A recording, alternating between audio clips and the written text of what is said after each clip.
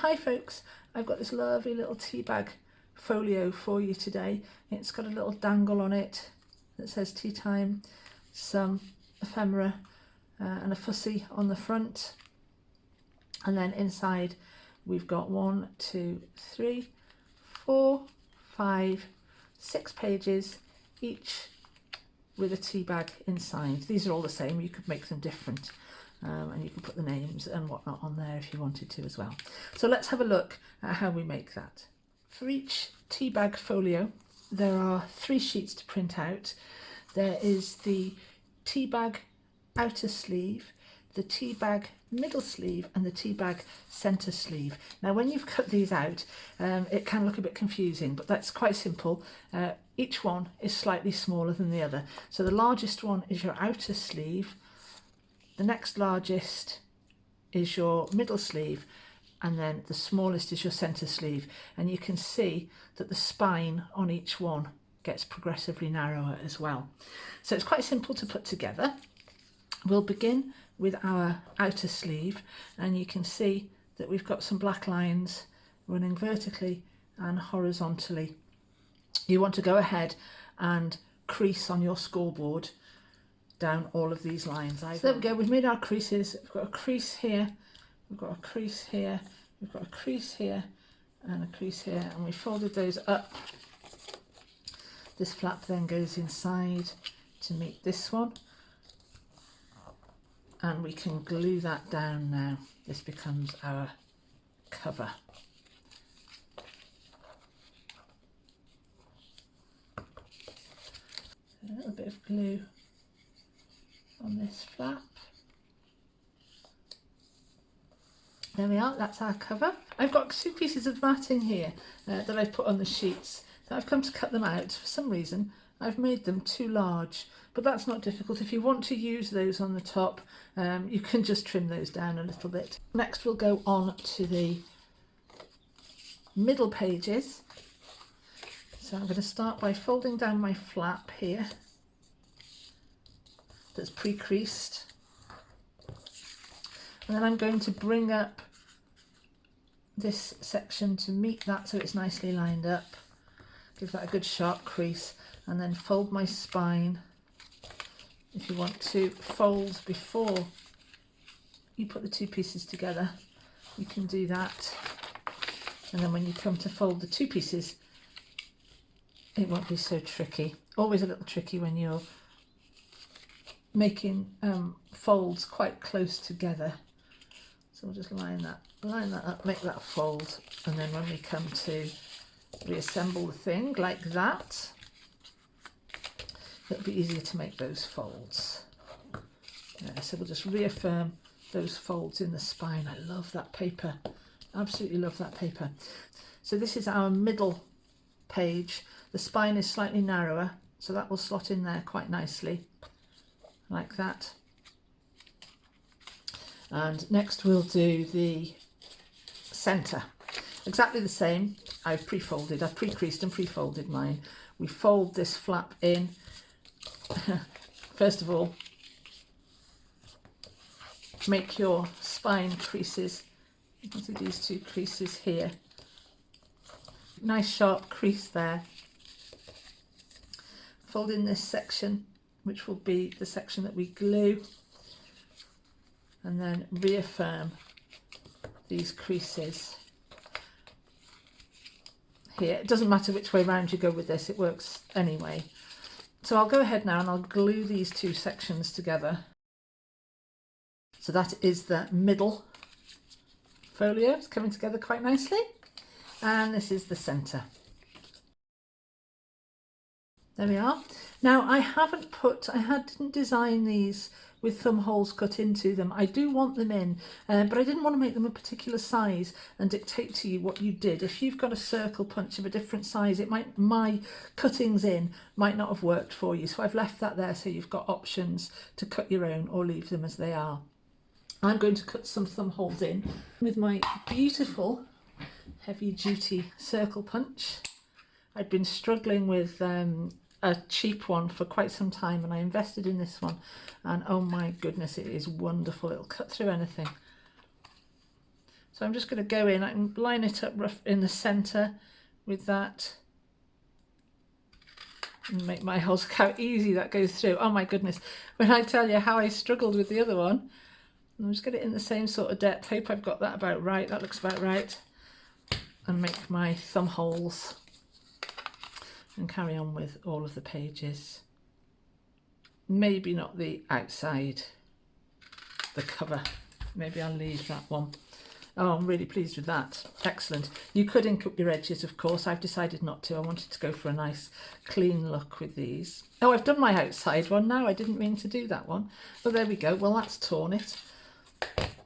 I was going to leave this one just square, but I've scuppered that now. Too enthusiastic with my beautiful new circle cutter. I couldn't get hold of the 1-inch one, it wasn't available, so I've got the 1.5-inch one, but for nice big thumb holes like that, it works really well. So there they are, and all I need to do now is glue those together.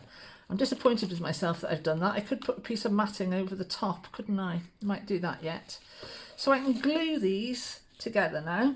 I'll put glue along this middle page first, going right up to the edges with that, and glue this in place by eye, gluing it into the middle.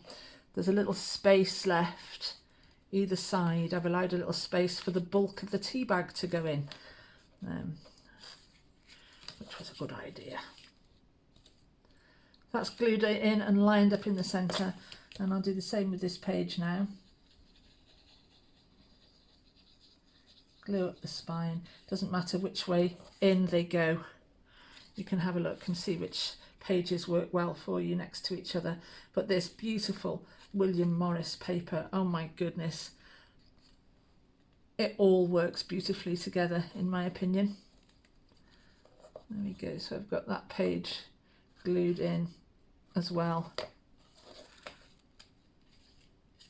What you could take notice of doing, and I haven't, is where you've got these seams where these edges are joined, you could make sure that you've got those all facing one way, i.e. at the bottom. So there we go, there's the tea bag folio. I'll give that a little while to dry. I've got 3 little sections here in the kit that I'd intended to be matting for the spine as well. I'm not quite sure why I've got 3 of those on each page, just for options I think. It's been a while since I designed this. Okay, so you can use those or not use those, it's completely up to you. I think I'll go dark. Shall I go dark on this front? I think I might, you know. I'll trim down a little.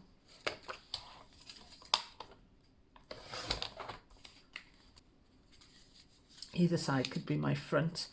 That's quite nice, isn't it? And so is this. And I'm going to run with this one. If you can hear a noise in the background, it's my rats. I rescued these 2 little girls a little while ago. They were in need of a new and loving home.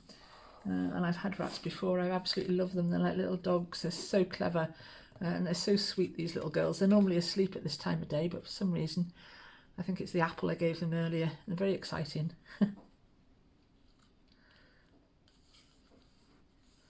There we are. I'll wipe off my little bit of excess glue there.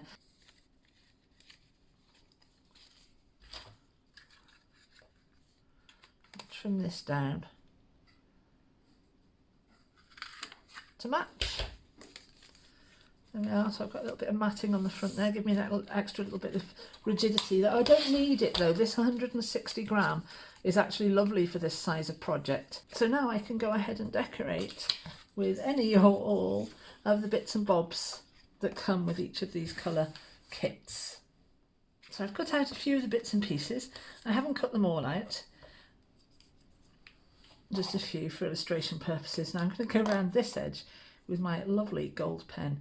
I do love this, but you've got to be ever so careful. Let's get it on a nice little shallow angle so that you get a bit of gold showing up on the front. If you slip, you've had it, because you draw a gold line across your work and there's no going back from that. So I just do this very, very carefully and quite sparingly. Give that a moment to dry. I don't know if that picks that up, but that's quite a nice little, easy little decorative edge to do there. Now with these little bits, you get 3 of them on the sheet that, like I say, I'd intended to use as a spine option there if you wanted it. I don't want to in the end. I've definitely got enough rigidity going on there because I've got the 3 sections. So what I'm going to do with this is I'm going to make some kind of little dangle. So I'm going to glue the words tea time together with 2 of these spines, 2 of these little extra pieces. And I glue that together, give that a moment to dry. I'm quite excited about this little impromptu idea I've just had. I think it's going to look pretty cool. Make sure I'm in camera.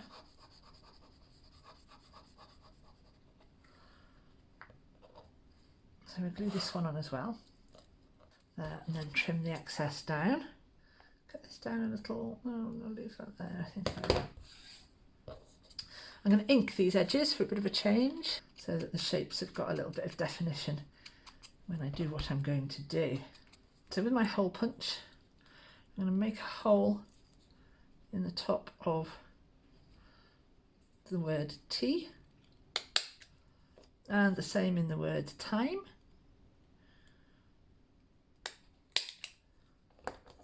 And I'm going to put a bulb pin through it. If you've got a crocodile and you like using eyelets, by all means go ahead. And I'll put the word tea in front of the word time, pop them on a bulb pin, and then I'm going to see if my hole punch will go through all these layers. The moment of truth, if you've got a crocodile, it will. I don't want to go through too much because I need to be able to get a tea bag in there. Let's try.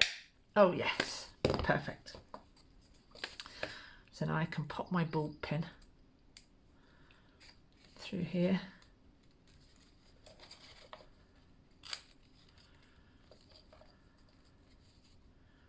I'll fasten it, and I've got a cute little dangle on the front, and hopefully I've still got enough room for my tea bag.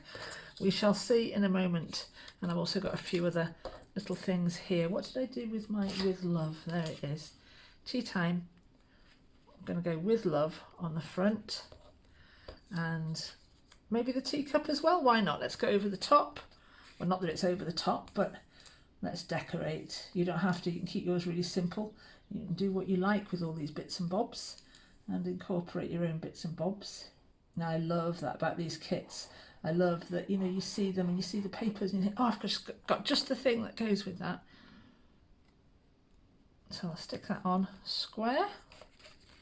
Move that over a little bit. That gold edge works really well. And then I've got my teacup that I can stick on the front as well.